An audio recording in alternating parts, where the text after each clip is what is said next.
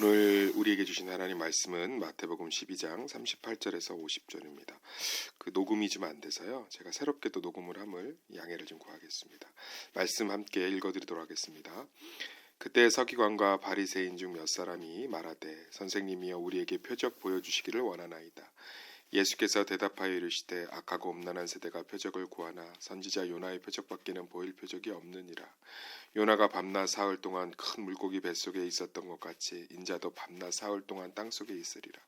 심판 때에 니느웨 사람들이 일어나 이 세대 사람들을 정죄하리니 이는 그들이 요나의 전도를 듣고 회개하였음이거니와 요나보다 더 큰 이가 여기 있으며 심판 때 남방 여왕이 일어나 이 세대 사람을 정죄하리니 이는 그가 솔로몬의 지혜로운 말을 들으려고 땅끝에서 왔음이거니와 솔로몬보다 더 큰 이가 여기 있느니라.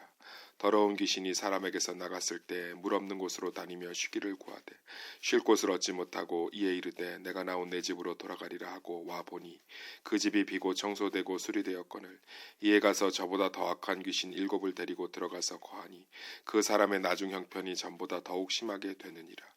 이 악한 세대가 또한 이렇게 되리라.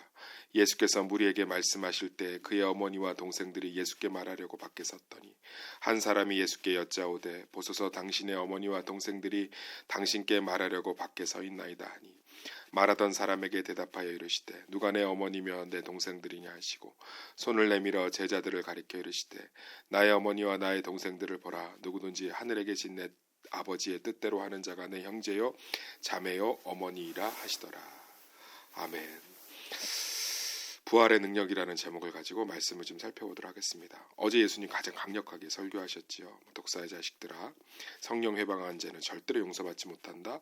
예수님 오실 때 심판받는다. 이렇게 얘기하면서 예수님의 복음의 능력을 귀신의 힘이라고 부정한 바리새인들과 몇몇 서기관들을 강력하게 징계하는 설교를 하셨습니다. 그 말을 듣고 몇몇 사람들이 남아서 예수님을 다시 찾아왔습니다. 그 38절에 잘 기록되어 있죠. 그때 서기관과 바리새인 중 몇 사람이 말하되 선생님이여 우리에게 표적 보여주기를 원하나이다.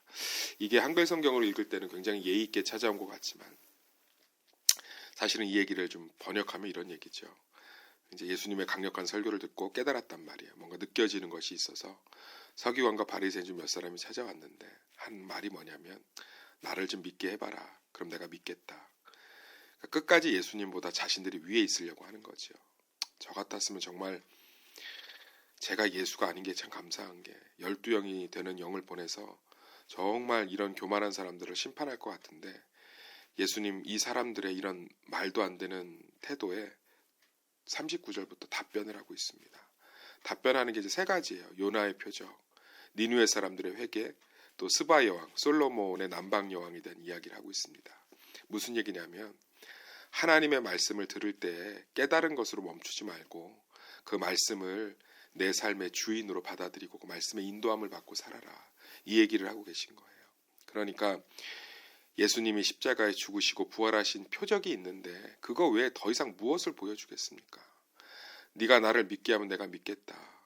요나가 3일 물고기 속에 있었다가 3일 만에 다시 살아난 것처럼 내가 십자가에 죽고 부활하는 것을 얘기하지 않았니? 내가 그것을 정말 표적으로 더 이상 어떤 표적을 보여주겠니? 니느웨 사람들도 하나님의 말씀을 듣고 회개했는데 네 솔로몬의 그 남방 이방 여인도 솔로몬의 이야기를 듣고 회개했는데 요나보다 크고 솔로몬보다 큰 사람이 여기 있는데 내 말씀을 듣고 깨닫는 것에서 어찌 멈추느냐? 너의 마음과 너의 삶을 말씀을 경외하고 말씀을 따라가는 그 순종의 삶, 낮아지는 삶으로 이끌어가라. 그래서 정말 말씀의 은혜를 마음껏 누려라. 이렇게 찾아온 바리새인과 서기관들에게 복음을 전도하고 있습니다. 그러면서 43절부터 45절까지 더 강력한 비유를 들고 있죠. 너희들이 내 설교를 듣고 회개하고 깨달은 것은 참 좋지만 거기에 멈추면 안 된다. 지금 네 표적을 달라. 네가 나를 믿게 하면 내가 믿겠다. 이런 마음 상태는 집을 깨끗이 청소하면 뭐하니? 귀신들이 지나가다 7귀신이 여기 너무 깨끗하게 청소됐다. 들어가서 우리가 거하자. 더 어려울 수 있다. 신앙생활 마찬가지인 줄 믿습니다. 하나님 앞에서 말씀을 들을 때 또 깨달음이 있지요. 또 통찰이 있지요. 또 의지의 다짐이 생길 수 있습니다. 결심이 생길 수 있습니다. 거기서 멈춰서는 안 됩니다. 항상 하나님 말씀 가운데 내 삶을 복종시키고 낮추는 거예요. 그래서 말씀 중심의 신앙생활 하시기를 예수의 이름으로 축원합니다. 말씀을 듣고 깨끗해지면 뭐합니까? 그 안에 순종의 마음이 없고 말씀 중심으로 내 삶을 끌어갈 생각이 없다면 오히려 그것은 우리 삶에 더 큰 아픔이 되는 줄 믿습니다. 신앙생활 하면서 나 예전에 이런 은혜 받았었다, 저런 은혜 받았었다 추억 탓만 하지 말고 정말 다시금 매일매일을 하나님 말씀 가운데 하나님 말씀의 인도함을 받아서 그 말씀의 능력과 인도함으로 사시기를 예수의 이름으로 축원합니다. 그러면서 더 이제 귀한 사건들이 벌어집니다. 이 서기관들과 바리새인들에게 전도를 하는 동안 예수님의 가족들 어머니와 함께 문 밖에 서서 기다리는 거지요. 자칫 보면 예수님께서는 굉장히 좀 뭔가 예의 없이 얘기하시는 것 같습니다. 말하던 사람에게 대답하여 이르시되 누가 내 어머니며 내 동생들이냐 하시고 손을 내밀어 제자들에게 가리켜 이르시되 나의 어머니와 나의 동생들을 보라. 누구든지 하늘에 계신 내 아버지의 뜻대로 하는 자가 내 형제요 자매요 어머니이라 하시더라.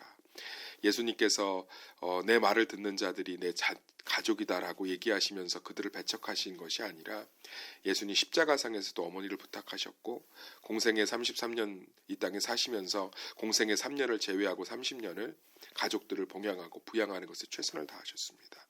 예수님 어머니의 뜻을 거스린 적이 없고 예수님은 항상 효도하는 자녀였습니다. 근데 오늘은 비유를 든 것이지요. 가족은 닮아 있어야 되는 거 아니겠습니까? 하나님의 뜻, 하나님의 말씀 가운데 사모함이 있고 그 말씀 가운데 서 있는 자들이 내 가족이라는 거예요. 육신으로 닮아 있는 사람들이 내 가족이 아니라 하나님의 말씀을 사모하고 그 말씀을 따라가는 것 가운데 내 삶을 낮추는 그 사람들이 내 가족이라는 거예요. 나 믿게 해봐. 내가 믿을 만한 표적을 보여줘봐 하는 바리새인과 서기관들에게 이야기하고 있는 거죠. 그런 마음으로는 내 가족이 될 수 없다. 내 가족이 되는 것은 하나님 말씀 앞에 나를 낮추고 그 말씀을 따라가는 것이다 라고 얘기하고 있습니다.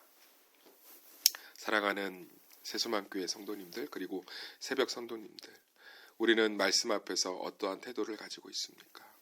실제로는 말씀을 듣고 깨닫고 그 말씀대로 살아야겠다고 다짐하는 것에 멈춰 있습니까? 아니면 그 말씀 앞에 철저히 내 감정과 내 의지와 삶을 낮춰서 그 말씀을 듣고 사모하며 그 말씀을 따라가는 것에 내 삶의 온 마음을 쏟고 있습니까?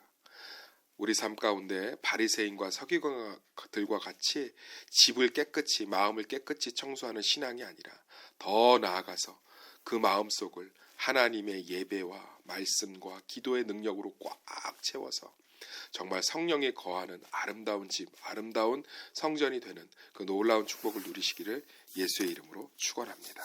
사랑하고 기도합니다.